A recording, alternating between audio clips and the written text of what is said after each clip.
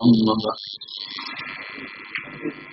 يا رب صل وسلم دائما أبدا على حبيبك خير الخلق كلهم.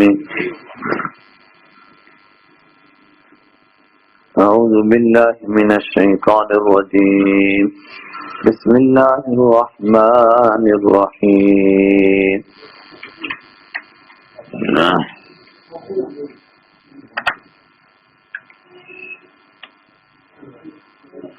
ونفخ في الصور فإذا هم من الأجداث إلى ربهم ينسلون.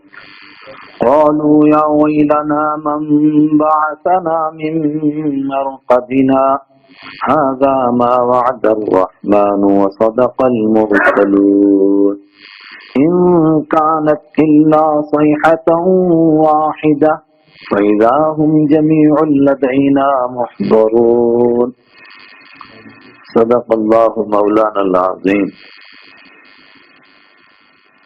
بات یہاں کل ختم ہوئی تھی جب یہ دلائل پیش کیے گئے قدرت کے اور یہ بتایا گیا کہ یہ دنیا فانی ہے، ایک دن ختم ہو جائے گی، اس کے بعد آخرت کا آنا یقینی ہے. تو مشرک مذاق اڑاتے تھے، وَيَقُولُونَ مَتَىٰ هَٰذَا الْوَعْدُ إِن كُنتُمْ صَادِقِينَ. کہتے تھے اگر تم سچے ہو تو بولو یہ وعدہ کب پورا ہوگا. مَتَىٰ هَٰذَا الْوَعْدُ، یہ وعدہ کب پورا ہوگا. إِن كُنتُمْ صَادِقِينَ، اگر تم سچے ہو. جواب دیا گیا وعدہ کب پورا ہوگا. میں نے یہی عرض کیا تھا کہ قرآن پاک میں جب بھی یہ پوچھا جاتا ہے کہ قیامت کب آئے گی تو یہ نہیں بتایا جاتا اتنے سال اور اتنے مہینے اور اتنا عرصہ باقی رہ گیا، بلکہ ڈانٹ کا جواب دیا جاتا ہے. سورہ ذاریات میں یہ جواب دیا گیا جب تمہیں جہنم کے انگاروں پر پلٹ پلٹ کر رکھیں گے تو سمجھ لینا کہ قیامت آ گئی ہے. یہاں کیا جواب دیا؟ ما ينظرون الا صيحة واحدة. ما ينظرون، نہیں انتظار کرتے ہیں یہ، الا صيحة واحدة، مگر ایک ہی چیخ کا. جب وہ ایک چیخ آئے گی تأخذهم، پکڑے گی وہ ان کو، وهم يخصمون، اس حال میں کہ یہ جھگڑا کر رہے ہوں گے. یہ نفخہ اولا ہے قیامت کے دن. ابھی تو ایک ایک کر کے لوگ مر رہے ہیں اور قیامت تک مرتے جائیں گے، لیکن جو قیامت کے دن موجود ہوں گے اس وقت میں حضرت اسرافیل علیہ السلام سور میں پھونکیں گے. سور میں جو پھونک ماریں گے تو کسی نظام کو بنانے کے لیے وقت لگتا ہے. تو کوئی سوچے کہ شاید فنا کرنے میں بھی وقت لگتا ہوگا. ہم سے کہا جائے اس پہاڑ کو توڑ دو اور زمین کے برابر کرو تو بڑا وقت لگتا ہے. اس کا جواب دیا گیا قیامت کے دن کوئی وقت نہیں لگے گا. ایک ہی چیخ، ایک ہی آواز، ایک ہی دھماکہ جو سور میں پھونکنے کی وجہ سے ہوگا، اسی سے سب کے سب مر جائیں گے. اور انسان نہیں، ساری کائنات مرے گی. اور ساری کائنات نہیں، زمین، آسمان، چاند، سورج، یہ سب کے سب مر جائیں گے. اور ایک حدیث سے معلوم ہوتا ہے، بخاری شریف کی حدیث ہے، جو تب تک انسان مر چکے تھے ان کو بھی عالم میں برزخ میں کسی قسم کا ایک قسم کا شعور تھا، احساس تھا، لیکن اس نفخہ کے بعد ان پر بھی بے ہوشی طاری ہو جائے گی، ان کے بھی ہوش اڑ جائیں گے. قرآن پاک نے کہا وَنُفِخَ فِي الصُّورِ فَصَعِقَ مَن فِي السَّمَاوَاتِ وَمَن فِي الْأَرْضِ. سور میں پھونکا جائے گا، فَصَعِقَ تو بے ہوش ہو جائیں گے، مَن فِي السَّمَاوَاتِ جو آسمانوں میں ہے وہ بھی، وَمَن فِي الْأَرْضِ جو زمین میں ہے وہ بھی، إِلَّا مَن شَاءَ اللَّهُ مگر جن کو اللہ چاہے کہ ان کے ہوش نہ اڑے وہ باقی رہیں گے. وہ کون ہوں گے جن کو اللہ چاہے گا؟ اللہ ہی بہتر جانتا ہے، لیکن ایک حدیث سے معلوم ہوتا ہے کہ شاید کوئی بھی باقی نہ بچے. شاید ہی حضرت موسیٰ علیہ السلام بچ جائیں اور کوئی نہ باقی بچے. وہ روایت کیا ہے جس میں کہا گیا کہ سب کے ہوش اڑ جائیں گے؟ ایک تو یہ ہے کہ جو اس وقت میں موجود ہوں گے وہ مریں گے، یہ دو الگ الگ مضمون ہیں۔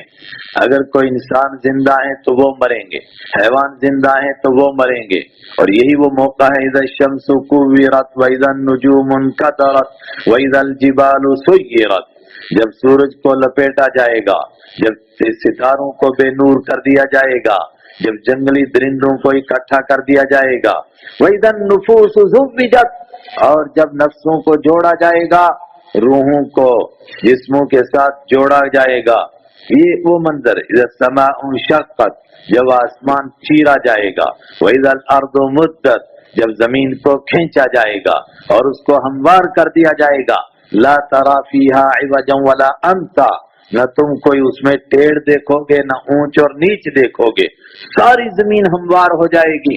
اذا السماء انفطرت واذا الكواكب انتثرت واذا البحار فجرت واذا القبور بعثرت، یہی مضمون قرآن بیان کر رہا ہے۔ اذا السماء انفطرت، جب آسمان توڑ دیا جائے گا، واذا الكواكب انتثرت، جب ستارے اس طرح بکھر جائیں گے جس طرح تسبیح کے دانے بکھر جاتے ہیں، وَإِذَا الْبِحَارُ فُجِّرَتْ، اور جب سمندروں کو بہا دیا جائے گا، اور اس سے پہلی صورت میں تھا وَإِذَا الْبِحَارُ سُجِّرَتْ، جب سمندروں کو آگ لگا دی جائے گی۔ اسی منظر کو قرآن پاک نے مختلف موقعوں پر انداز بدل بدل کر بیان کیا، القاریعہ ما القاریعہ وما ادراک ما القاریعہ، ایک کھٹکھٹانے والی، جانتے ہو کیا ہے کھٹکھٹانے والی؟ تمہیں کیا معلوم وہ کیا ہے کھٹکھٹانے والی؟ الحاقہ ملحاقہ وما ادراک ملحاقہ، سچ مچ ہونے والی۔ کیا ہے سچ مچ ہونے والی؟ تمہیں کیا معلوم وہ کیا ہے سچ مچ ہونے والی؟ تو ایک تو اس سور پھونکنے کے وقت میں نفخہ اولا، جو زندہ ہوں گے وہ سب کے سب مریں گے، اور میں نے کہا صرف کائنات نہیں مرے گی، زمین اور آسمان اور سورج اور چاند، یہ کائنات بھی مرے گی۔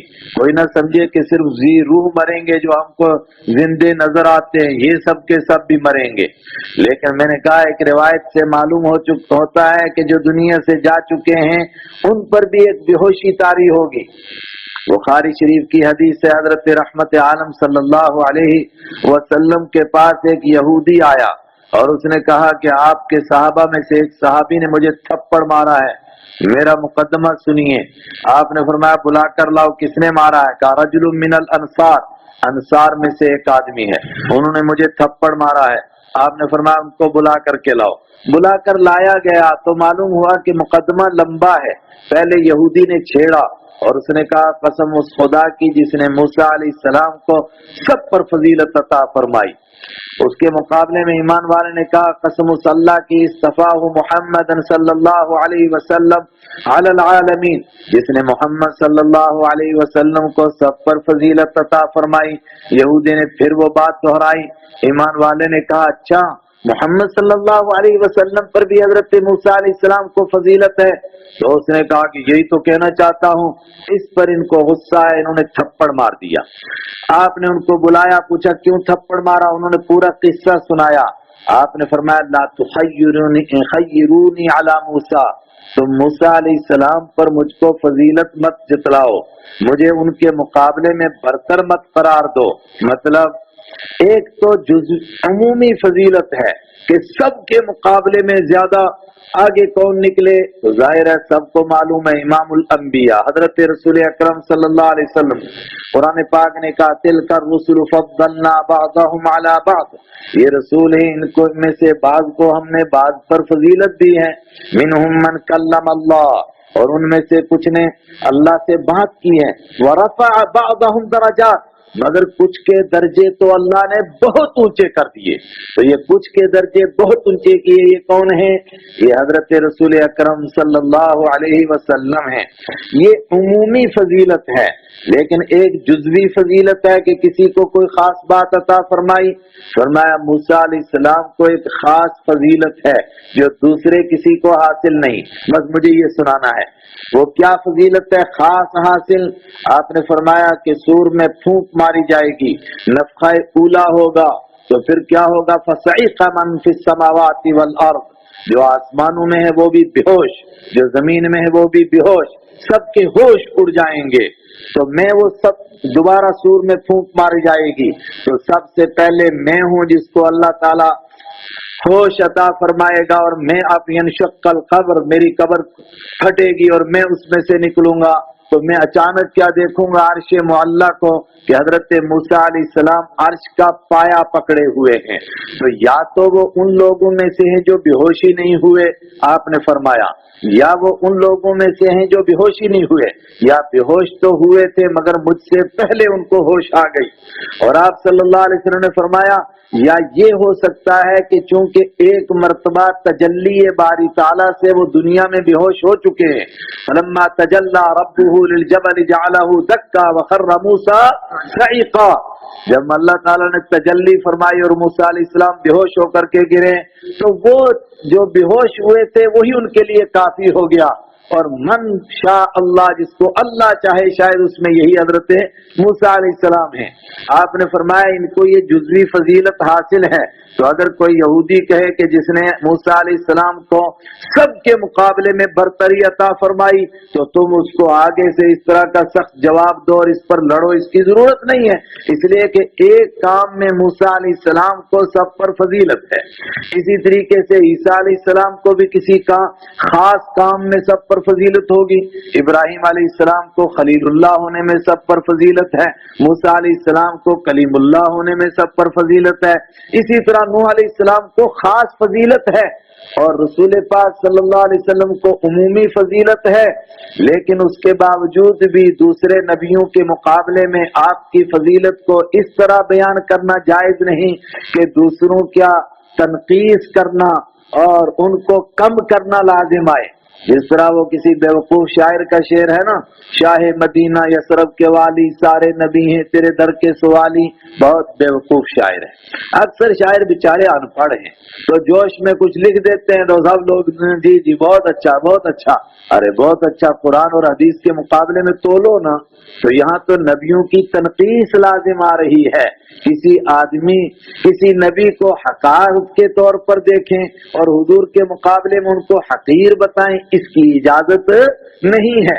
لیکن مجھے صرف اتنا بتانا تھا کہ یہ جو نفخہ اولا ہوگا اس میں جو زندہ کائنات ہے وہ سب مری، یہاں تک کہ جو دنیا سے جا چکے تھے ان پر بھی بے ہوشی طاری ہو جائے گی۔ اور امام الانبیاء علیہ الصلوۃ والسلام فرماتے ہیں کہ مجھ پر بھی بے ہوشی طاری ہوگی، جب ہوش آئے گی تو میں دیکھوں گا کہ موسیٰ علیہ السلام عرش کا پایا پکڑے ہوئے ہیں۔ آپ فرماتے ہیں میں نہیں جانتا کہ ان کو بے ہوشی ہوئی نہیں یا مجھ سے پہلے وہ ہوش میں آ گئے تھے۔ اس کو فرمایا وَمَا يَنظُرُونَ إِلَّا صَيْحَةٌ وَاحِدَةٌ، نہیں یہ انتظار کرتے ہیں مگر ایک ہی چیخ کا، تَأْخُذُهُمْ، جو ان کو پکڑے گی، اور کیسے پکڑے گی، وَهُمْ يَخِصِّمُونَ، اس حال میں کہ وہ جھگڑ رہے ہوں گے، کوئی بحث کر رہا ہے، کوئی جھگڑا کر رہا ہے، کوئی اپنی بڑائی جتا رہا ہوگا، میں ایسا میں ویسا۔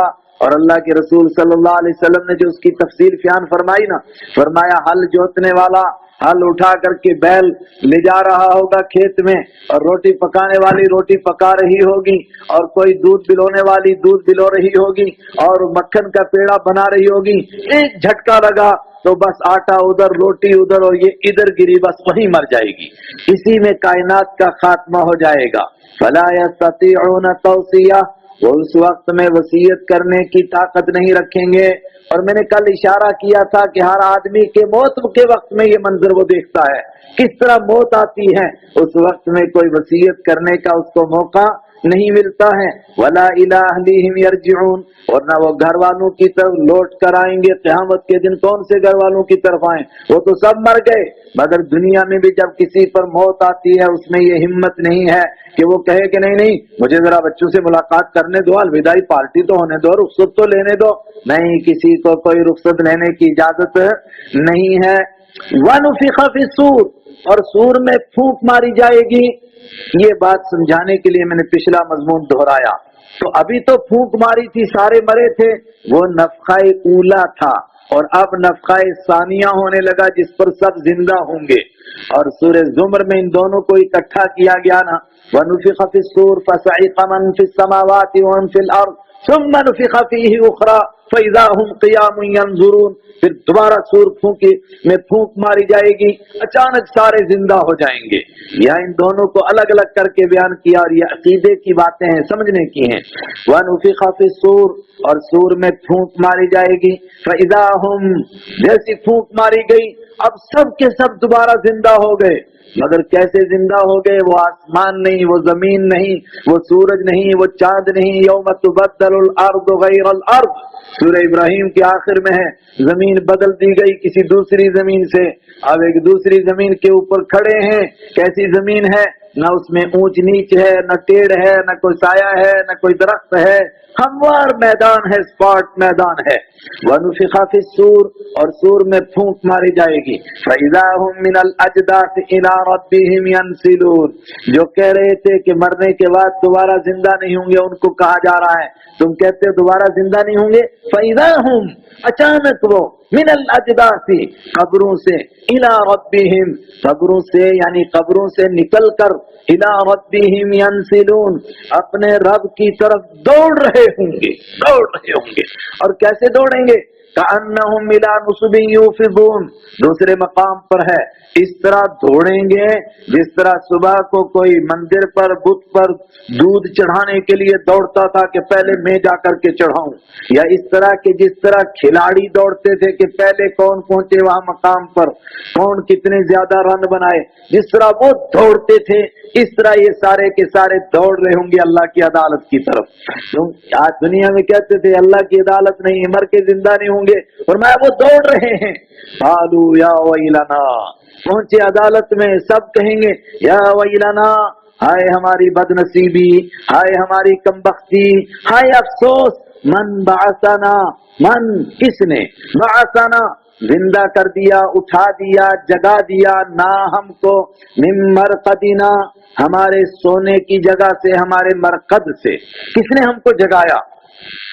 یہ کون کہہ رہے ہیں؟ فرمانبردار کے نافرمان۔ آگے آیت پڑھتے ہیں تو معلوم ہوتا ہے یہ نافرمان ہیں، وہ جو کہتے تھے کہ مر کے زندہ نہیں ہوں گے، وہ کہیں گے کس نے جگا دیا ہم کو؟ لیکن یہ کیوں کہا کہ سونے کی جگہ سے؟ یہ تو قبر میں بھی عذاب دیے جا رہے تھے، وہاں بھی دم سزا مل رہی تھی۔ جواب ہے اس کا، دنیا کی سزا کو بھول جائے گا صرف موت کے ایک جھٹکے سے، اور موت کی تکلیف کو بھول جائے گا قبر کی سزا سے، اور قبر کی سزا کو بھول جائے گا صرف محشر کا میدان دیکھنے سے، اور محشر کے میدان کی سزا کو بھول جائے گا جہنم کے کنارے پر پہنچنے سے۔ اللہ اکبر۔ اس لیے یوں کہیں گے من مرقدنا، کس نے ہم کو سونے کی جگہ سے جگا دیا؟ مرقد کے معنی سونے کی جگہ، اب اردو میں یہ مشہور ہو گیا مرقد معنی قبر کے معنی میں، قبر بھی سونے کی جگہ ہے، لیکن اللہ ہی جانتا ہے کہ کون سو رہا ہے اور کون چیخیں مار رہا ہے۔ ہم بعثنا من مرقدنا، کس نے ہم کو اٹھایا ہمارے سونے کی جگہ سے؟ ھذا ما وعد الرحمن، یہ ہے وہ جس کا بہت رحم کرنے والے، بہت کرم کرنے والے اللہ نے وعدہ کیا تھا۔ یہ کون کہیں گے؟ کہا یہ نیک بندے کہیں گے۔ یہ پریشان، یہ کس نے جگایا؟ یہ کہاں پہنچے ہم؟ کہاں آ گئے ہیں؟ یہ کیا میدان ہے؟ تو پھر نیک لوگ کہیں گے یہ کوئی حیرت کا میدان نہیں ہے، یہی تو ہے جس کا رحمان نے، اللہ نے، بہت رحم کرنے والے نے اتنا کرم کیا کہ اس کا وعدہ کیا، اور وعدہ کرنے کا مطلب بار بار آسمانی کتابوں کے ذریعے سے بتایا، بار بار انبیاء کرام کے ذریعے سے بتایا کہ یہ دن آنے والا ہے۔ آج کل بچوں کے امتحان چل رہے ہیں، کوئی ایسا ٹیوشن سینٹر نہیں ہو سکتا ہے جو بتا دے کہ آپ کو کون کون سے کوسچن آئیں گے، کون کون سے سوالات آئیں گے، کبھی نہیں ہو سکتا ہے۔ لیکن اللہ کتنا مہربان ہے، رحمان بڑا مہربان، اس کی مہربانی ہے کہ اس نے تمام کوسچن پیپر آؤٹ کر دیے ہیں، دنیا کے اندر بتا دیا یہ سوال ہوگا، یہ سوال ہوگا، یہ سوال ہوگا۔ مثلا قبر کے اندر سب سے پہلا کیا سوال؟ من ربک، تیرا رب کون ہے؟ ما دینک، تیرا دین کیا ہے؟ ما تقول فی ھذا الرجل، یہ حضرت رحمت عالم صلی اللہ علیہ وسلم کے بارے میں تو کیا کہتا ہے؟ کیسا نظریہ ہے تیرا؟ کس سوچ کے اوپر تو جیتا رہا؟ یہ تو قبر میں سوال ہوا اور محشر کے میدان میں پہنچے تو لا تزول قدم ابن آدم، آدم کی اولاد کے بیٹے، آدم کی اولاد کے قدم ہلیں گے نہیں، اس سے پہلے ان سے 5 باتوں کے بارے میں سوال ہوگا۔ سب سے پہلے زندگی کے بارے میں کہاں کھپائی، جوانی کے بارے میں کہاں لگائی، مال کے بارے میں کہاں سے کمایا کہاں لگایا، علم کے بارے میں جتنا علم تم کو معلوم تھا، یہ نہیں کہ صرف مولویوں کو سوال ہوگا، جو جو تم کو معلوم تھا اس کے اوپر تم نے کیا عمل کیا۔ اور وہ طبقہ جو قرآن کا نام سن کر کے بھاگتا ہے تو وہ کہے اچھا ہوا ہم نے سیکھا ہی نہیں، تاکہ ہم سے یہ پوچھا ہی نہ جائے کہ جو تمہیں حاصل ہوا تھا اس پر تم نے کیا عمل کیا۔ ہم کہیں گے ہم نے کچھ حاصل ہی نہیں کیا، تو وہ گزر چکا پیچھے کہ ان کے لیے ڈبل سزا، کہ پہلے تو علم حاصل نہیں کیا اور اوپر سے عمل بھی نہیں کیا۔ اور کوئی آدمی یہ کہے نہیں جی ہم کو تو مولوی نے گمراہ کر دیا، تو وہ بھی آپ سن چکے کہ وہ طبقہ جو دوسروں کی وجہ سے گمراہ ہوگا وہ اللہ سے کہے گا ہؤلاء یضلون، اے خدا انہوں نے ہم کو گمراہ کیا، فآتِہم ضعفا من العذاب، ان کو ڈبل سزا دے۔ تو اللہ تعالیٰ کیا جواب دیں گے؟ لِكُلٍّ ضِعْفٌ، سب کو ڈبل ملے گی۔ ان کو ڈبل اس لیے کہ خود گمراہ ہوئے، تم کو گمراہ کیا، اور تم کو ڈبل اس لیے کہ تم نے میرا قرآن نہیں پڑھا، میرے حبیب کی حدیثیں نہیں دیکھی، اور تم کسی کے کہنے پر گمراہ ہوتے رہے۔ یہ جواب کافی نہیں ہے۔ بڑے لوگ جواب دے دیتے ہیں نہیں جی ہمیں تو مولوی نے گمراہ کر دیا، ہم کہتے ہیں کہ ان کو پکڑ لو، ان کو لے جاؤ جہنم میں، ہم تو ہی پرانے جنتی۔ ایسے نہیں چھوٹ جائیں گے۔ لِكُلٍّ ضِعْفٌ وَلَكِنْ لَا تَعْلَمُونَ۔ اللہ اکبر۔ قالوا یا ویلنا، وہ کہیں گے ہائے ہماری بدبختی، کس نے ہم کو ہماری قبروں سے سونے کی جگہوں سے اٹھایا۔ ھذا ما وعد الرحمن، ایمان والے کہیں گے یہی وہ دن ہے جس کا بہت رحم کرنے والے اللہ نے وعدہ کیا، وصدق المرسلون، اور رسولوں نے سچ کہا تھا۔ جو کچھ دنیا میں کہا جا رہا تھا تم سے قبر میں سوال ہوگا، کہا جا رہا تھا پھر مرنے کے بعد دوبارہ زندہ ہوں گے، کہا جا رہا تھا محشر میں تم سے سوال ہوگا، اور تمہارا ریکارڈ تمہیں دیا جائے گا۔ اللہ کے حبیب صلی اللہ علیہ وسلم فرماتے ہیں، حضرت عائشہ صدیقہ رضی اللہ تعالیٰ نے عرض کیا کہ کیا قیامت کے دن آپ بھی اپنے گھر والوں کو بھول جائیں گے؟ آپ نے فرمایا اما ثلاثۃ مواطن، عائشہ 3 جگہیں ایسی ہیں کوئی کسی کو یاد نہیں رکھے گا۔ سب سے پہلے کہ اعمال نامہ کس کے ہاتھ میں کہاں ملتا ہے، جب تک بندے کو یہ نہ پتا چلے کہ میرے دائیں ہاتھ میں ملا تب تک اس کو کوئی یاد نہیں۔ نمبر 2، اعمال نامہ سننے لگے گا تو کس کے اعمال بھاری ہوں گے اور کس کے ہلکے ہوں گے، جب تک یہ فیصلہ نہ ہو جائے تب تک کوئی کسی کو نہیں یاد کرے گا۔ اور تیسرا مقام پل صراط، جس سے پار ہونا ہے، جب تک کوئی اس سے پار نہ ہو جائے تب تک اس کو دوسروں کی کوئی فکر نہیں ہوگی، کوئی کسی کو یاد نہیں رکھے گا۔ صدق المرسلون، یہ ساری باتیں سچی تھی، رسولوں نے سچ کہا تھا۔ یہ جو دوبارہ زندہ کیا گیا، اور صرف انسان نہیں زندہ ہوا، ساری کائنات دوبارہ زندہ ہوئی۔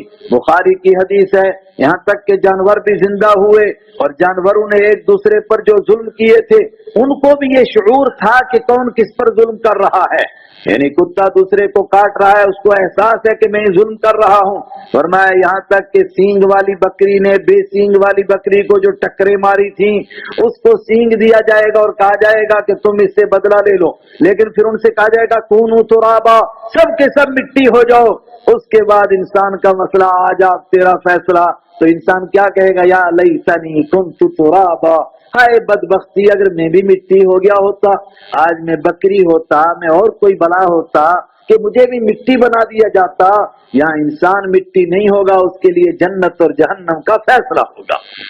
یہ جو ساری کائنات دوبارہ جاگے گی، زندہ ہوگی، تو اس کے لیے کتنے فرشتے لگیں گے دوبارہ زندہ کرنے کے لیے؟ کروڑ لاکھ کتنے؟ فرمایا نہیں، ان کانت الا صیحۃ واحدہ، تیسری مرتبہ یہ لفظ آ گیا، نہیں ہوگی وہ دوبارہ زندہ کرنے کا جو سور میں پھونکنا ہے۔ وہ کیا ہے؟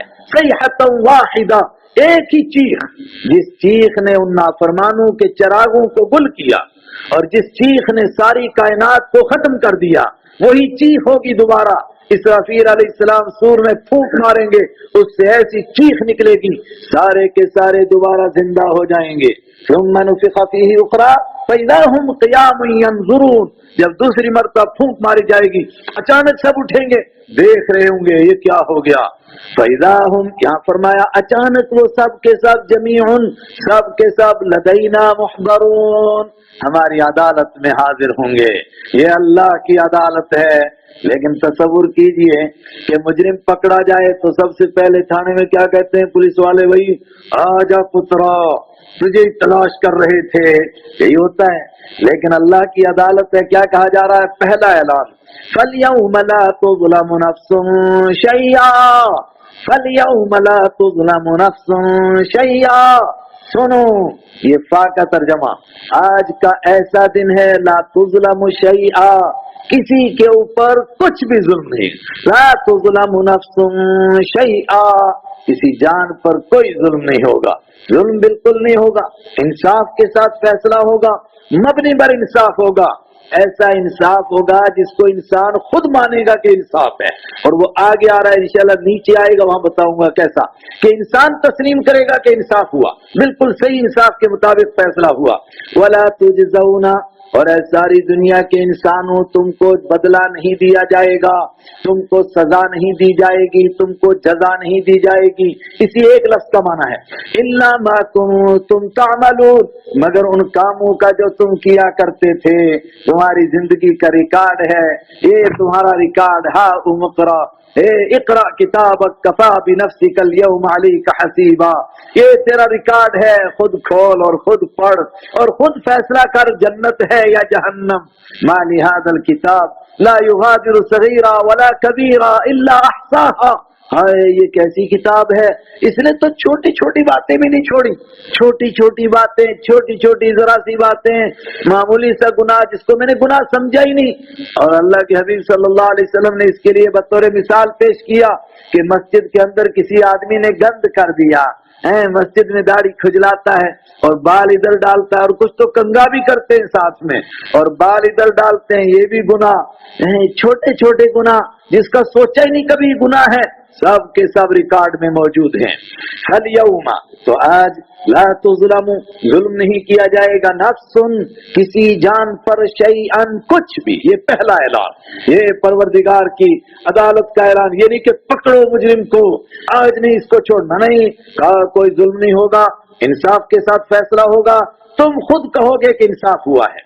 وَلَا تُجْزَوْنَ إِلَّا مَا كُنتُمْ تَعْمَلُونَ، اور تم کو سزا نہیں دی جائے گی مگر ان کاموں کی جو تم کیا کرتے تھے.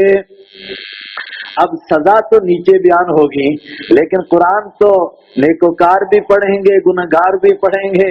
تو نیکوکار تو گھبرا جائیں گے کہ جیسی عدالت لگی تو مجرموں کو مارنا شروع ہو گئی اور ڈنڈے پڑنے شروع ہو گئے اور جہنم کا گیٹ کھل گیا.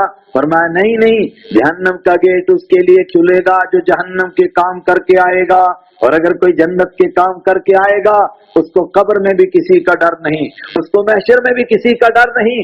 ایک خوف طاری ان پر بھی ہوگا کہ پتہ نہیں کیا ہو، ریکارڈ دائیں میں ملے کہ بائیں میں ملے، پتہ نہیں کہ اعمال نامہ وزنی ہوتا ہے یا ہلکا ہوتا ہے، پتہ نہیں کہ پل صراط سے کیسے پار ہوں گے. یہ تھوڑا سا ایک خوف ہوگا، ورنہ ایمان والے کو اطمینان ہے کہ پروردگار اپنا کرم فرمائے گا.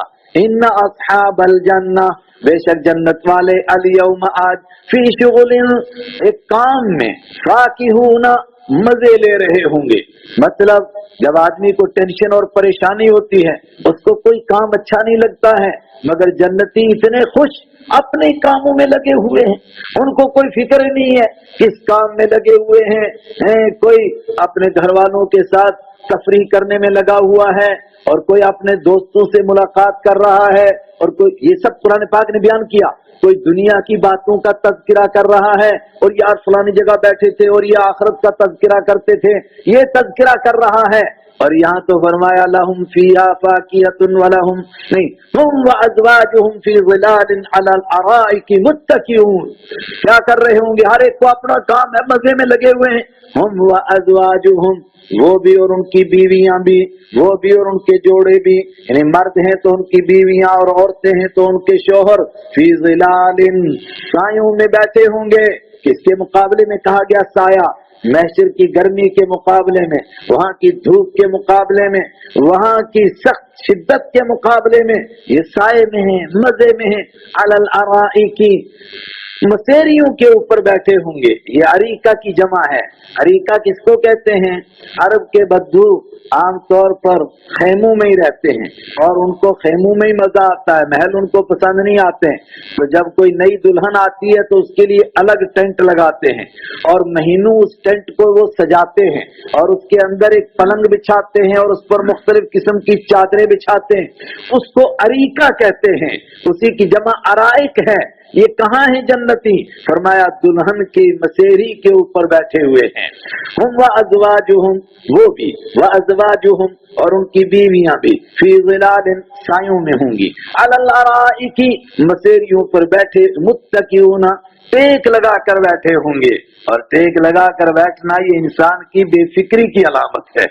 आज भी बात लोग आते हैं, वो क्या करते हैं, तस्वीरें बनाते हैं ना, तो अगर परेशानी बतानी हो तो बंदे को यूं दिखा देते हैं, और अगर ये दिखाना हो कि बंदा बेफिक्र बैठा है तो उसको टेक लगा कर बैठा हुआ दिखाते हैं।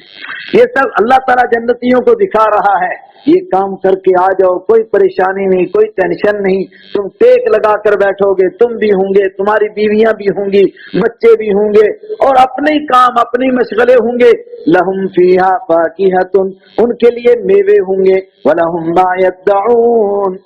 फाकिहा किसको कहते हैं? हम तो पेट भरने के लिए भी खजूरें खाते हैं, और आजकल तो बहुत नाराज हैं रोजे वाले, वो कहते हैं जी वो इफ्तार तो खत्म हो गया। भाई हमने नहीं किया, वो असल में इंतजामिया की तरफ से ऑर्डर आया कि सिर्फ खजूर की इजाजत है, लेकिन हम लोग खजूर से ही पेट भर लेते हैं।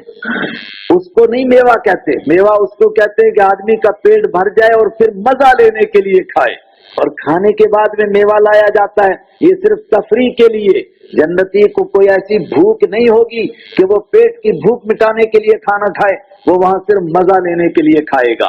लहुम फीहा फाकिहतुन, उनके लिए उसमें मेवे होंगे, यानी मजे के खाने होंगे, और वो फ्रूट होंगे जो सिर्फ मजा लेने के लिए वो खाएगा। वलहुम मा यद्दऊन, और उनके लिए वो सब होगा, मा यद्दऊन, जो भी वो मांगेंगे, जो जो मांगते जाएंगे वो सब का सब उनको मिलता जाएगा। और आप तसव्वुर नहीं कर सकते कितना मांगेंगे। बुखारी शरीफ की हदीस है, आपने जन्नत का तज़किरा किया और आपने फरमाया जो जो आदमी चाहता रहेगा वो सब उसको मिलता रहेगा। तो एक आदमी खड़े हुए, उन्होंने कहा अल्लाह के हबीब सल्लल्लाहु अलैहि वसल्लम ये बताइए कि जन्नत में हल चलाने का मौका मिलेगा? तो आपने फरमाया कि हल तो चलेगा वहां, लेकिन ये दुनिया की मुशक्कतें नहीं होंगी।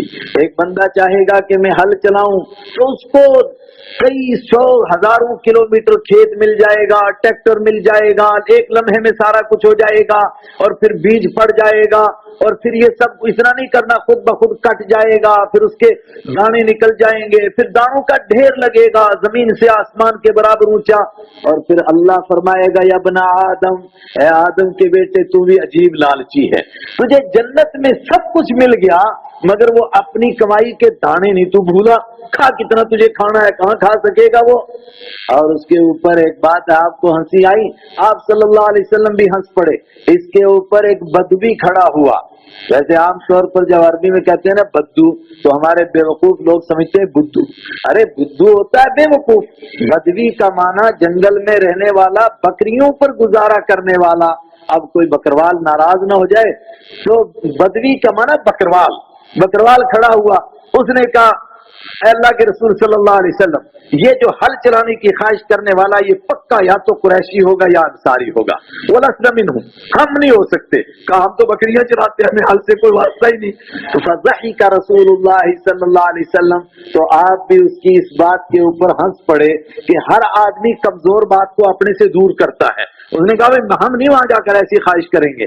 वलहुम मा यद्दऊन, उनके लिए वो सब कुछ होगा, मा यद्दऊन, जो वो मांगेंगे, जो वो चाहेंगे। हाय हाय क्या मिलेगा वहां पर।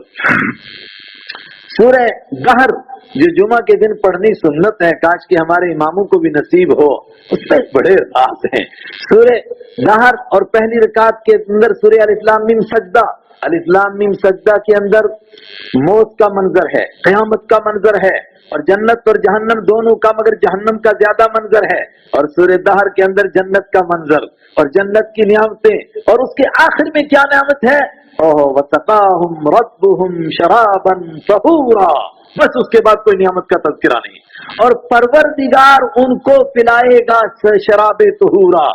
آپ کسی موٹے آدمی کے یہاں ہماری دعوت ہو جائے اور وہ خود اٹھ کر کے کہے جناب ایک گلاس میرے ہاتھ سے پی لیجئے گا، تو آدمی کم سے کم 1 سال تک سنائے گا. جس کو اللہ پلائے گا کیا مزہ ہوگا. اس کے بعد کوئی نعمت کا تذکرہ نہیں ہوا. اگر اس کے بعد کوئی نعمت ہے تو وہ یہاں تذکرہ ہوا ہے اس کا. پروردگار خود شراب طہورا پلائے، اس کے بعد کیا نعمت بچی؟ فرمایا اس کے بعد یہ نعمت ہے سلام قولا من رب الرحیم. ان کو کرم کرنے والے، رحم کرنے والے، بڑے مہربان اللہ کی طرف سے السلام علیکم کہا جائے گا. اللہ اکبر. ان کو سلام کہا جائے گا. لا يسمعون فيها لغوا ولا تأثیما. نہیں سنیں گے وہاں پر کوئی گناہ کی بات، نہیں سنیں گے وہاں پر کوئی بیہودہ بات، نہیں سنیں گے بیکار بات. اگر سنیں گے تو کیا سنیں گے؟ الا سلاما سلاما، مگر سلام ہی سلام ہوگا جنت میں. کیا سلام ہوگا؟ وآخر تحیتہم فیہا سلام. آپس میں ملیں گے تو السلام علیکم. مطلب کسی کو کسی سے کوئی رنج نہیں ہے. جو اگر دنیا میں کھٹ پٹ ہو سکتی ہے، اب مقتدی بھی جنت میں گئے، امام صاحب بھی گئے، مگر امام اور مقتدیوں کی تو کھٹ پٹ رہتی ہے کیونکہ ہر الگ الگ مزاج ہیں، تو دونوں جنت میں پہنچے. لیکن اللہ کیا فرماتا ہے وَنَزَعْنَا مَا فِي صُدُورِهِم مِّنْ غِلٍّ. ہم ان کے سینوں سے پہلے ہی نکال دیں گے کینہ اور کدورت. وہاں جائیں گے بالکل سینہ صاف، ایک دوسرے کو ملیں گے السلام علیکم. اور فرشتے یدخلون علیہم من کل باب، ہر دروازے سے آئیں گے سلام علیکم طبتم، ہر ایک جگہ سے آئیں گے السلام علیکم کہتے ہوئے. لیکن یہ آخری نعمت ہوگی کہ پروردگار بھی کہے گا سلام علیکم، تم کو سلام ہو. اور سلام کا مطلب سلامتی سے رہو. اب تم زندہ رہو گے فلا تموتون، تم مرو گے نہیں. اب تم مزے مارو گے، کبھی بیمار نہیں ہوں گے، صحت سے رہو گے. تخلدون، ہمیشہ رہو گے، یہاں سے نکالے نہیں جاؤ گے. یہ اللہ کی طرف سے اعلان اور یہ آخری نعمت ہے. ان نعمتوں کے تذکرے کے بعد پھر آ جائیے واپس مجرموں کے اوپر. مجرموں کا کیا ہوگا؟ کیونکہ نعمت کی قدر آدمی کو تب ہوتی ہے کہ جب مجرموں کی سزاؤں کو دیکھ رہا ہو. فرمایا اس کے مقابلے وَامْتَازُوا الْيَوْمَ أَيُّهَا الْمُجْرِمُونَ، وَامْتَازُوا جدا ہو جاؤ، أَيُّهَا الْمُجْرِمُونَ اور جرم کرنے والوں، الْيَوْمَ آج الگ الگ ہو جاؤ. دنیا میں مجرم اور محرم اور نیکوکار اور بدکار سب ایک ہی جگہ بستے ہیں.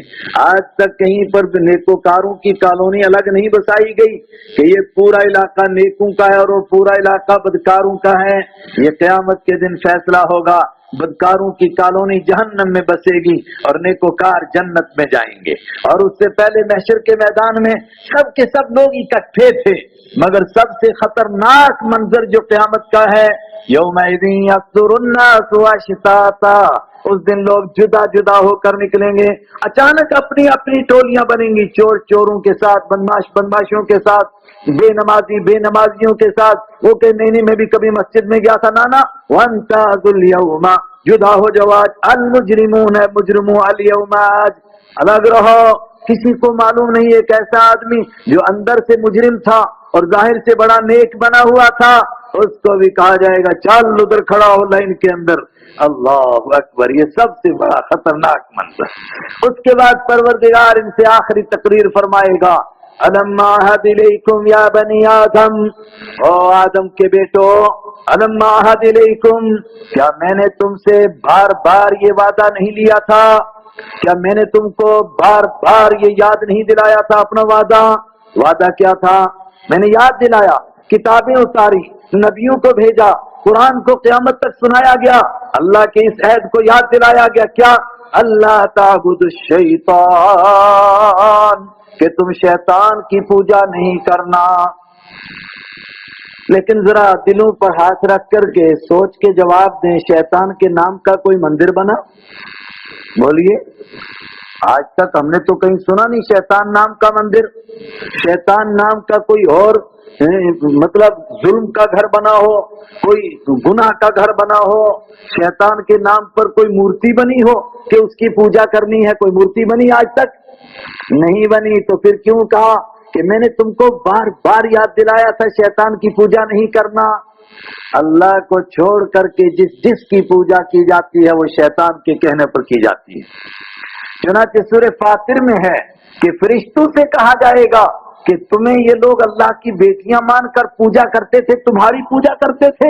تو فرشتے کہیں گے اور نیک لوگ کہیں گے جن کی لوگ پوجا کرتے تھے، وہ نیک لوگ کہیں گے بل کانوا یعبدون الجن، اے خدا ہماری پوجا نہیں کرتے تھے، بل کانوا یعبدون الجن، یہ شیطان کے پجاری تھے، اس کے کہنے پر ہماری پوجا کرتے تھے، ہم نے کبھی ان کو پوجا کرنے کے لیے نہیں کہا۔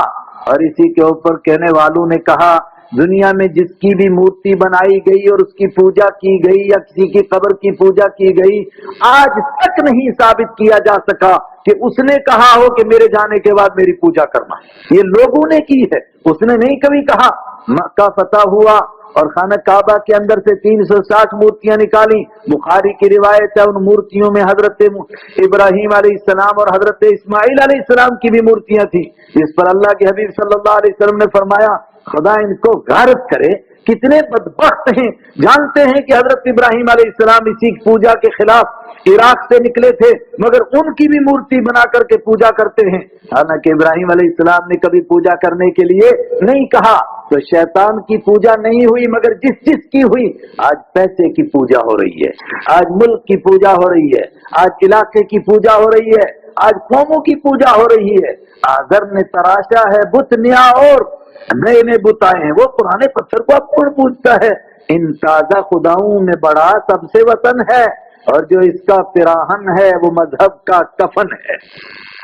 عرب پوج رہے ہیں اپنے اپنے ملک کو، اپنے اپنے ملک کے لیے لڑ رہے ہیں، یہی بھی تو بت ہے نا، اس کی بھی پوجا ہو رہی ہے۔ ان تازہ خداؤں میں بڑا سب سے وطن ہے جو اس کا پیراہن ہے وہ مذہب کا کفن ہے۔ جب تک مذہب مر نہ جائے تب تک وہ کرتا اس پر فٹ نہیں آتا ہے، پہلے مذہب کو مارتے ہیں، پھر یہ مختلف قسم کے پوجا، قوم کی پوجا، برادری کی پوجا، علاقے کی پوجا، زبان کی پوجا۔ میں تو قوم کا پرستار ہوں، پرستار بھائی پرستار ہی کا معنی تو پوجا کرنے والا ہے، تو اور کیا کرتے ہیں؟ بڑا قوم پرست لیڈر ہے یہ۔ قوم پرست کا مطلب خدا پرست نہیں ہے، قوم پرست ہے، قوم کو پوج جاتا ہے، علاقہ پرست ہے، علاقے کو پوجتا ہے، ملک پرست ہے، ملک کو پوجتا ہے۔ بات دور نکل جائے گی۔ میں کہنا چاہتا ہوں کہ اللہ کو چھوڑ کر جس کی پرستش ہوئی وہ سب کی شیطان کے کہنے پر ہوئی، بالکل ہوئی۔ خلافت عثمانیہ کو توڑنا تھا، عربوں کے دماغ میں شیطان نے ڈالا یار تم اپنے اپنے علاقے کے اتنے بڑے لیڈر ہو، ان کی خلافت کیوں تسلیم کرتے ہو؟ چنانچہ عراقیوں نے بغاوت کی اور انہوں نے نعرہ لگایا العراق للعراقیین ولا حق لغیرنا یحکم علینا۔ مصریوں نے بغاوت کی، شامیوں نے بغاوت کی، پھر چھوٹے چھوٹے ملک بن گئے، پھر گورو نے کہا اب تم سے اس کی سیکورٹی نہیں ہو سکے گی، اب ہماری فوج یہاں بچھا دو۔ یہ سب کچھ شیطان کے کہنے پر کیا، اس کا مطلب شیطان کی پوجا کی۔ الم اعہد الیکم، اے آدم کی اولاد، کیا میں نے تم سے پکا وعدہ نہیں لیا تھا اللہ تعبد الشیطان کہ شیطان کے پجاری نہیں بننا؟ انہ لکم عدو مبین، وہ تمہارا کھلم کھلا دشمن ہے۔ اور قرآن اپنی تفسیر خود کرتا ہے۔ سورت کے شروع میں کیا تھا؟ یاسین والقرآن الحکیم انک لمن المرسلین، آگے علی صراط مستقیم، آپ سیدھے راستے پر ہیں۔ اب سوال پیدا ہوا سیدھا راستہ کون ہے؟ میں نے حضرت عیسیٰ علیہ السلام کی تقریر کا حوالہ دے کر بتایا تھا، اللہ کو رب ماننا اور اسی کی عبادت کرنا، اس کا نام صراط مستقیم ہے۔ یہاں خود قرآن پاک نے اس کی تفسیر کی، وَأَنِعْبُدُونِي، اور کیا میں نے تم کو کہا نہیں تھا کہ میری ہی عبادت کرنا؟ اور دیکھو اچھی طرح بات سمجھو، روزہ رکھنا عبادت ہے کہ نہیں ہے؟ بولو نا، ہے۔ تو اگر کوئی آدمی کہ نماز میں اللہ کے لیے پڑھتا ہوں مگر روزہ غیر اللہ کے لیے بھی رکھتا ہوں، تو مشرک ہے کہ موحد ہے؟ بولو نا، مشرک ہے۔ دعا مانگنا عبادت ہے کہ نہیں ہے؟ بولو۔ اللہ کے حبیب فرماتے ہیں دعا مخ العبادہ، دعا تو پوری عبادت کا مغز ہے، پوری عبادت کا نچوڑ ہے۔ اور کوئی کہے کہ میں غیر اللہ کی پوجا نہیں کرتا ہوں، بس غیر اللہ سے دعا مانگتا ہوں، تو پجاری ہوا غیر اللہ کا کہ نہیں ہوا؟ غیر اللہ کی پوجا کی نا، अनिबुदूनी। इसीलिए हमारे यहाँ दर्स में तफसीर पढ़ाई जाती है और बड़ी पुरानी तफसीर है और सारे मदरसों में पढ़ाई जाती है। कमाल है वो जलालैन, वो हर जगह इबादत का तर्जमा करता है वाहिदूनी, मेरी इबादत करो यानी मुझको अकेला मानो। अगर अकेला नहीं माना तो इबादत कहाँ हुई। अनिबुदूनी, और मेरी ही इबादत करो, और मेरी इबादत करना हादा सिरातुम मुस्तकीम, यही तो सीधा रास्ता है। अब कुरान से मालूम हुआ सीधा रास्ता किसको कहते हैं। हो गए अल्लाह ही की इबादत करने को।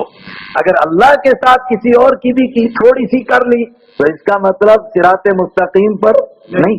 अनिबुदूनी, और मेरी ही इबादत करो, हादा सिरातुम मुस्तकीम। यार वो कुरान सामने क्यों नहीं रखा आपने आज? अच्छा लाइट नहीं है, ओहो कुरान सामने होता ना, वो कोई ना ये सोचे मैं यूं ही पढ़ रहा हूँ, वो हाफिज भी बहुत सारे बैठे हैं, इनसे पूछ लो। और सूरह यासीन के तो अल्हम्दुलिल्लाह सारे हाफिज हैं। अनिबुदूनी, मेरी ही इबादत करो, हादा सिरातुम मुस्तकीम, ये सीधा रास्ता है अल्लाह ही की इबादत करना। तो अगर थोड़ी सी मिलावट उसमें कर दी तो ये सिराते मुस्तकीम रहा नहीं, ये सिराते मुस्तकीम, ये सीधा रास्ता नहीं रहा। वलक़द अज़ल्ला, ये तो अल्लाह फरमाता है मैंने बता दिया था और बार बार नबियों को भेज कर जता दिया था और किताबें भेज कर समझा दिया था, मगर उस तमाम के बावजूद तुमने मेरी नहीं मानी, शैतान की मानी। चुनाचे शैतान की कैसे पूजा की। वलक़द अज़ल्ला मिनकुम जिबिल्लन कसीरा, वलक़द अज़ल्ला, और यकीनन गुमराह कर दिया शैतान ने, मिनकुम तुम में से, जिबिल्लन एक बड़ी तादाद को। जिबिल कहते हैं खुद बहुत बड़ी तादाद, उसके ऊपर मजीद मुबालगा कसीरा, बहुत बड़ी मखलूक को, बहुत बड़ी तादाद को शैतान ने गुमराह कर दिया। और वो तुम्हें किसी और की पूजा पर लेके चला गया, कहीं और तुम्हारा माथा झुका दिया, कहीं और तुम्हारी उम्मीदें लगा दी, कहीं और तुम्हारी उम्मीदें वाबस्ता हो गई।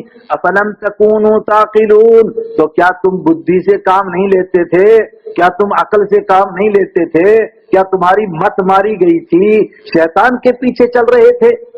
यानी शिर्क करने के लिए कोई अकली दलील नहीं है और तौहीद के लिए सारी अकली दलीलें हैं, मगर इंसान वो बेअकली की बातें मानता है और अक्ल की बात मानता नहीं है। और उसको बताया जाए कि यार अल्लाह के अलावा तो इन बुजुर्गों की मूर्ति बनाकर इनको सजदा कर रहा है, कैसे तेरी अक्ल में आता है? कहता है मेरी अक्ल में कुछ ना आए मगर मुझे यही सोच मानना है, ये दिल की बात होती है, ये किसी की समझ में आए या ना आए। अफलम तकूनु ताक़िलून, तो क्या तुम अक्ल से काम नहीं लेते थे? मतलब क्या निकला, अगर तुम अक्ल से काम लेते तो तुमको ये बात समझ में आ जाती, मगर तुम पागल हो गए थे, बिल्कुल पागल हो गए थे। कुरान पाक ने सूरह हिज्र में कहा, जब लूत अलैहिस्सलाम की कौम अल्लाह के भेजे हुए फरिश्तों के पीछे पड़ गई उनके साथ गुनाह करने के लिए, उस मौके पर अल्लाह ने कहा वला उम्रिका इन्नहुम लफी सकरातिहिम यामहून, तेरी उम्र की कसम ये तो सारे पागल हो गए थे। अक्ल कहाँ थी? अक्ल से कहाँ काम ले रहे थे? पागल हो गए थे, दीवाने हो गए थे, वरना अगर थोड़ी सी भी अक्ल होती इतनी मोटी बात न समझते।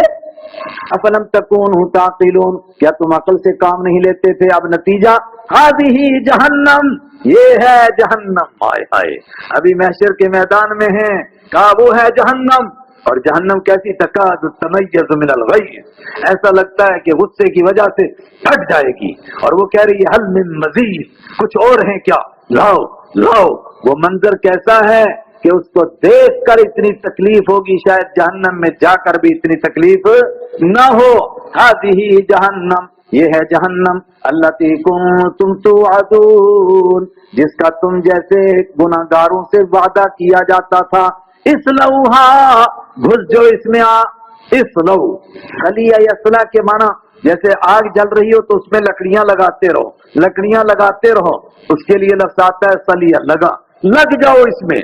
मतलब एक तो ये है कि आग जल रही है और दूसरी चीज को उसमें डाला तो आग किसी और चीज की जल रही है।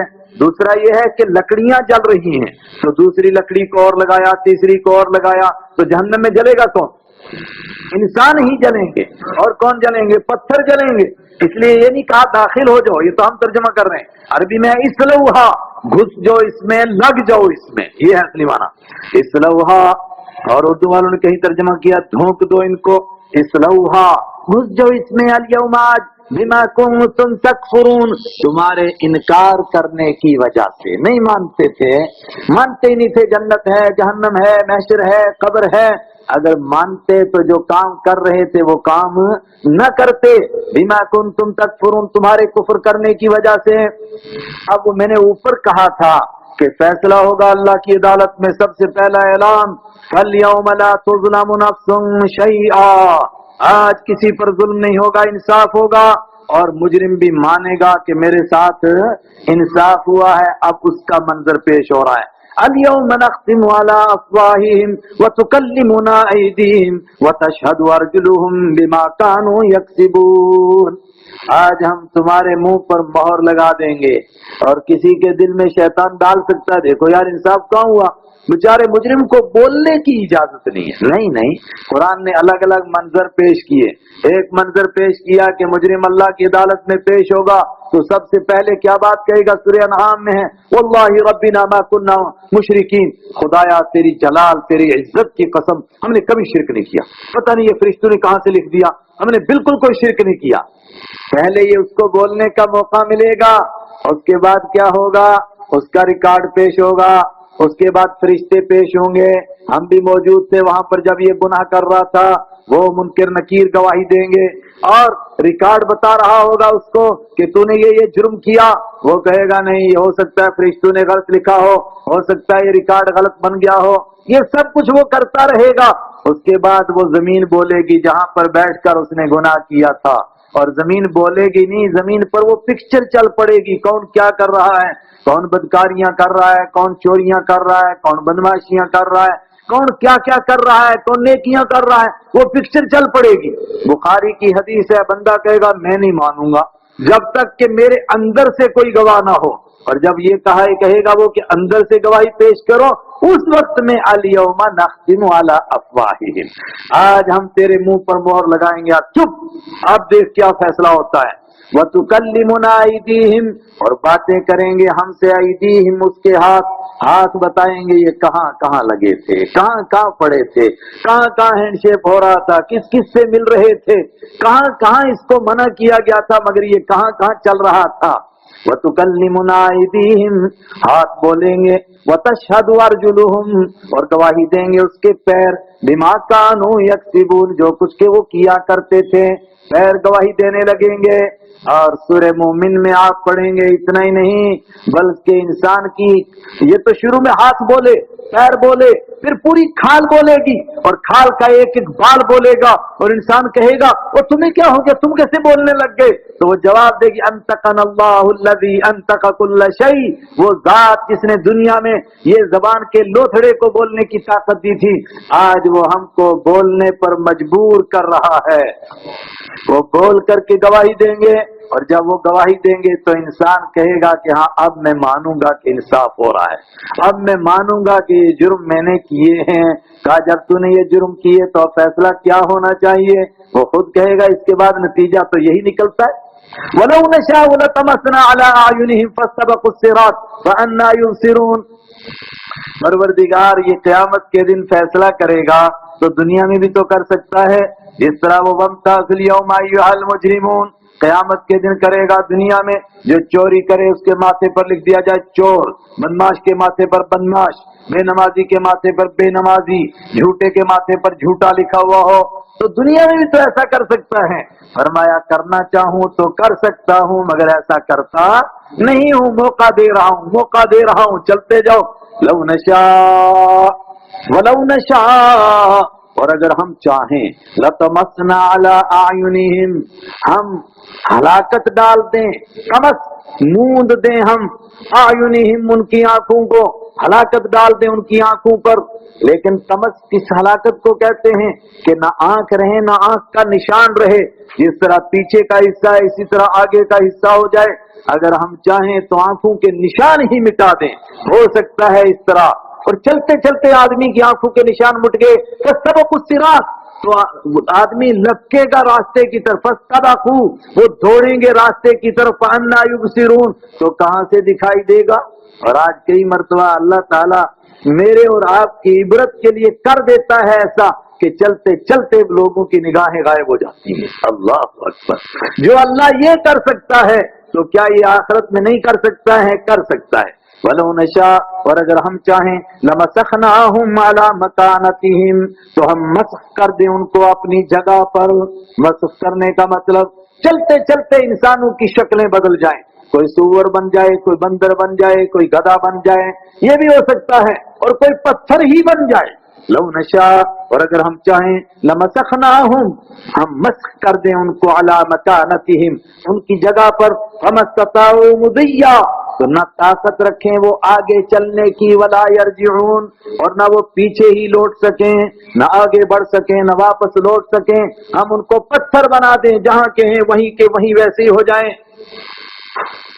یہ بات دو فرمائی کہ ایسا ہو سکتا ہے، اللہ ایسا کر سکتا ہے، اور بار بار انسان ایسا دیکھتا بھی ہے منظر، جس یقین کرانے کے لیے دکھایا جاتا ہے کہ ایسا ہوگا، لیکن پھر بھی آدمی کو کس طرح یقین آئے کہ ایسا ہوتا ہے؟ تو فوراً مثال کے طور پر، دلیل کے طور پر ایک بات پیش کی جا رہی ہے کہ ہر ایک آدمی جس کو اللہ لمبی عمر دیتا ہے تو بوڑھا تو ضرور ہوتا ہے۔ آپ کے گھر میں بھی بوڑھے ہیں، تو ذرا دائیں بائیں بوڑھوں کو دیکھو کیا حال ہوتا ہے۔ وَمَن نُعَمِّرْهُ نُنَكِّسُهُ فِي الْخَلْقِ، اور ہم جس کو لمبی عمر دیتے ہیں ہم اس کو اوندا کر دیتے ہیں۔ لفظی مانا اوندا کر دیتے ہیں، اوندے کا مطلب سر نیچے پاؤں اوپر، مطلب الٹا ہو جاتا ہے۔ الٹا کیا ہوتا ہے؟ واپس بچہ بن جاتا ہے۔ اللہ اکبر! بچہ کیسا تھا؟ کل چارپائی پر پڑا پڑا ٹین ٹین کر رہا تھا، ٹانگیں چلتی نہیں تھی، بوڑھے کی بھی ٹانگیں نہیں چلتی ہیں، ہاتھ کام نہیں کرتے تھے، بوڑھے کی بھی کام نہیں کرتے۔ بچہ کچھ سمجھتا نہیں تھا، بوڑھا بھی وہاں پہنچ گیا، کچھ سمجھتا نہیں، بچے کو دکھائی نہیں دیتا تھا، بوڑھا بھی وہاں پہنچا کہ اس کو کچھ دکھائی نہیں دیتا ہے۔ وَمَن نُعَمِّرْهُ نُنَكِّسُهُ فِي الْخَلْقِ، ہم جس کو چاہیں اس کو واپس پلٹ دیتے ہیں، اوندا کر دیتے ہیں، فی الخلق، پیدائش میں واپس بچہ بن جاتا ہے۔ جب ہم زندگی میں ایسا کر سکتے ہیں تو مرنے کے بعد یہ جو کچھ بیان کیا گیا یہ کرنا کیا مشکل ہے؟ وَمَن نُعَمِّرْهُ، جس کو ہم لمبی عمر دیتے ہیں، نُنَكِّسُهُ، ہم اس کو پلٹ دیتے ہیں، اوندا کر دیتے ہیں، فی الخلق، پیدائش میں، افلا یعقلون، تو کیا وہ اس سے بھی نہیں سمجھتے ہیں؟ اتنی بات بھی ان کو نہیں سمجھ میں آتی ہے کہ جو اللہ یہ کر سکتا ہے اس کے لیے مردوں کو زندہ کرنا، محشر میں کھڑا کرنا، حساب کتاب لینا، جنت اور جہنم کا فیصلہ کرنا، یہ اس کے لیے کوئی مشکل نہیں ہے۔ کئی مرتبہ کچھ باتیں کہی جاتی ہیں لیکن آدمی اس کو سمجھتا ہے یہ مبالغہ ہوا ہے۔ یہ بات ذرا مشکل ہے سمجھنے، توجہ۔ کئی مرتبہ کچھ باتیں کہی جاتی ہیں لیکن آدمی سمجھتا ہے کہ یہ کیا کیا جا رہا ہے؟ مبالغہ کیا جا رہا ہے۔ مثلا ہے تو مسجد، لیکن سمجھانے کے لیے کہہ رہا ہوں، تیرے تیر نیم کش کو کوئی میرے جگر سے پوچھے، وہ خلش کہاں سے ہوتی جو جگر کے پار ہوتا۔ غالب نے کہا کہ تو نے ملاقات نہیں کی، ایک ذرا سی نگاہ ماری، لیکن وہ جو نگاہ ماری وہ تیر لگا میرے دل میں، لیکن جو تو نے ہلکی سی ماری نا اس کا مجھے بڑا مزہ آیا۔ کیوں؟ کہتا ہے اگر تو زور سے تیر مارتا تو دل سے پار ہو جاتا، اور دل پھٹ جاتا، پار ہوتا، مر جاتا، معاملہ ختم ہو جاتا۔ اب وہ جو دل میں جا کر کے اٹک گیا، کیونکہ تیز نہیں تھا، آہستہ تھا، تو اس اٹکنے کی وجہ سے کیا ہو گیا؟ بڑا مزہ آ رہا ہے۔ یہ مارا کسی نے تیر، اس کو بولو، اس کے دل میں اٹکا جا کر کے، یہ کیا کر رہا ہے؟ ہوائی باتیں، مبالغہ۔ شاعری اسی کا نام ہے نا، رائی کا پہاڑ بناتا ہے، پہاڑ کا رائی بنا دیتا ہے، حکا جو صاحب معلّہ کے ہاتھ میں، گویا کہکشاں سریا کے ہاتھ میں، اور ایسے ہوا میں ہوائی باتیں کرتا رہتا ہے۔ کسی کی برائی کرنے لگا تو اس کو زمین میں گاڑ دیا، کسی کی تعریف کی اس کو آسمان پر چڑھا دیا۔ تو یہ جو کچھ اوپر بیان کیا گیا ہے کہیں یہ شاعری تو نہیں ہے؟ شاعروں کی طرح بات چھوٹی تھی اور اس کو بڑا کر کے بیان کیا گیا۔ فوراً جواب دیا، وَمَا عَلَّمْنَاهُ الشِّعْرَ، اور ہم نے اپنے نبی صلی اللہ علیہ وسلم کو شاعری سکھائی نہیں۔ وَمَا عَلَّمْنَاهُ الشِّعْرَ، ہم نے آپ کو شاعری سکھائی نہیں، آپ کے شہر سے شاعری نہیں گزری۔ شاعری کرنا آپ کا کام ہے، شاعر تو بدنام ہوتے ہیں، شاعروں کے پیچھے تو گمراہ لوگ چلتے ہیں، شاعر تو رائی کا پہاڑ بناتا ہے۔ کیا حضور بھی ایسا کرتے ہیں؟ نہ، آپ جو کہتے ہیں وہ حقیقت پر مبنی کہتے ہیں۔ وقت ہوا، ایک لمبا واقعہ ہے، فتح مکہ ہوا، اور کچھ لوگوں کے لیے قتل کا آرڈر جاری ہو گیا کہ ان کو قتل کیا جائے جہاں بھی ملے، چونکہ وہ بڑے مجرم تھے۔ ان میں سے ایک آدمی آپ کی عدالت میں حاضر ہو گیا اور اس نے بار بار آ کر کے پناہ مانگی، آخر آپ نے پناہ دی۔ آپ نے پناہ دی، آپ معافی کرنا چاہتے تھے لیکن آپ نے ڈرایا۔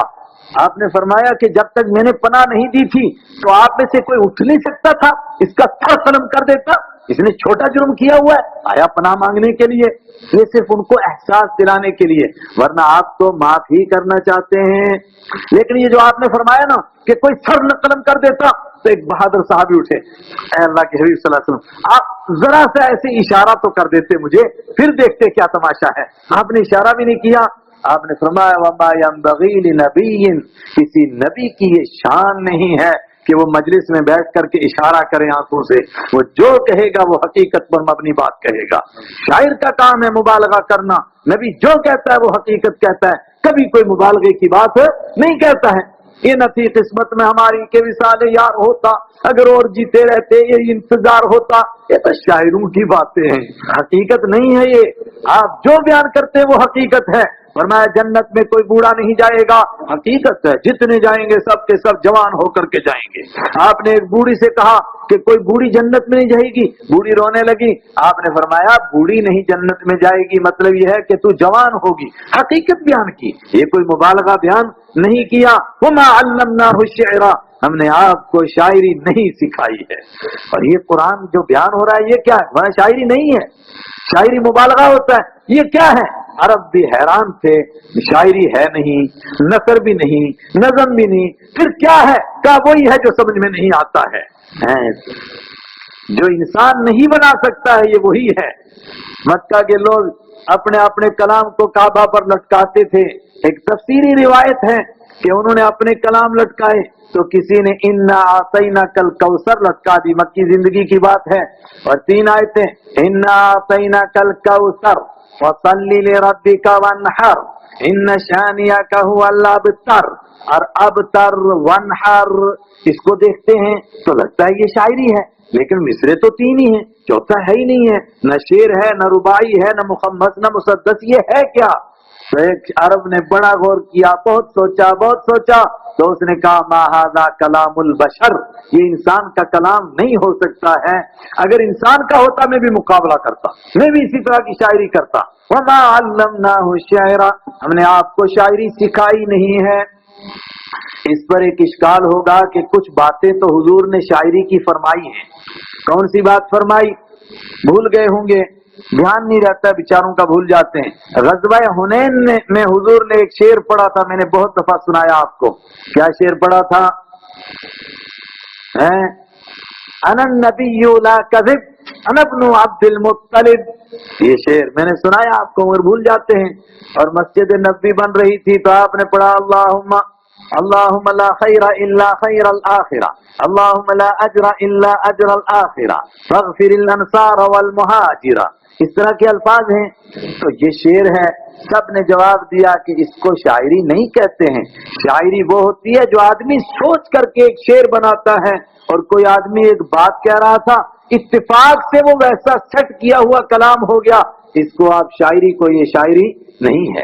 وما علمناہ الشعر، اور ہم نے آپ کو شاعری نہیں سکھائی، کیوں نہیں سکھائی؟ وما ينبغي له، اور شاعری آپ کے لیے مناسب بھی نہیں ہے، شاعروں کا قد چھوٹا ہوتا ہے، آپ امام الانبیاء ہیں، شاعری آپ کے لیے مناسب نہیں ہے۔ وما ينبغي له، کوئی کہے یہ نقص ہو گیا، آپ کو ایک چیز معلوم نہیں ہے، اقبال اس کا مطلب زیادہ شاعری جانتا ہے، ارے شاعری کوئی کمال کی چیز ہے، شاعری آپ کے مناسب نہیں ہے۔ وما علمناہ الشعر، ہم نے آپ کو شاعری نہیں سکھائی، وما ينبغي له، اور آپ کے لیے شاعری مناسب بھی نہیں۔ پھر یہ جو بیان کیا گیا یہ کیا ہے؟ ان هو الا ذکر وقرآن مبین، یہ نہیں ہے مگر ایک نصیحت ہے، وقرآن مبین، اور صاف صاف پڑھی جانے والی کتاب ہے۔ یہ شاعری نہیں ہے، یہ حقیقت پر مبنی کلام ہے، یہ دلوں کی تاروں کو ہلا دیتا ہے، اس کا انداز بیان کانوں کو بھی کھینچ لیتا ہے، مگر یہ شاعری نہیں ہے۔ کس لیے آپ پر اتارا گیا؟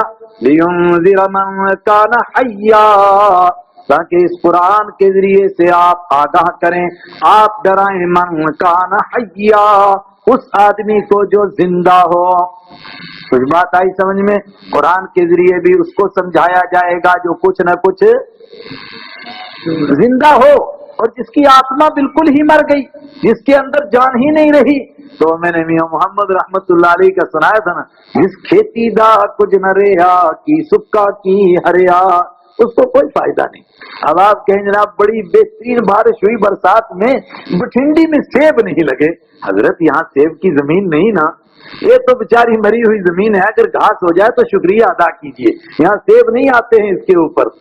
تو مردہ دلوں کو نہیں اس کے ذریعے سے سمجھایا جائے گا، اس کے ذریعے سے اس کو سمجھایا جائے گا جس کی آتما، جس کی روح، جس کا دل کسی نہ کسی طور پر تھوڑا زندہ ہے، اور جس نے گناہ کر کر کر کر کر کے اپنے آپ کو مار دیا ہے، اس کو قرآن سے فائدہ نہیں ہوگا۔ البتہ ایک بات ہوگی، وَيَحِقَّ الْقَوْلُ عَلَى الْكَافِرِينَ، اور بات پکی ہو جائے گی کافروں پر، نافرمانوں پر۔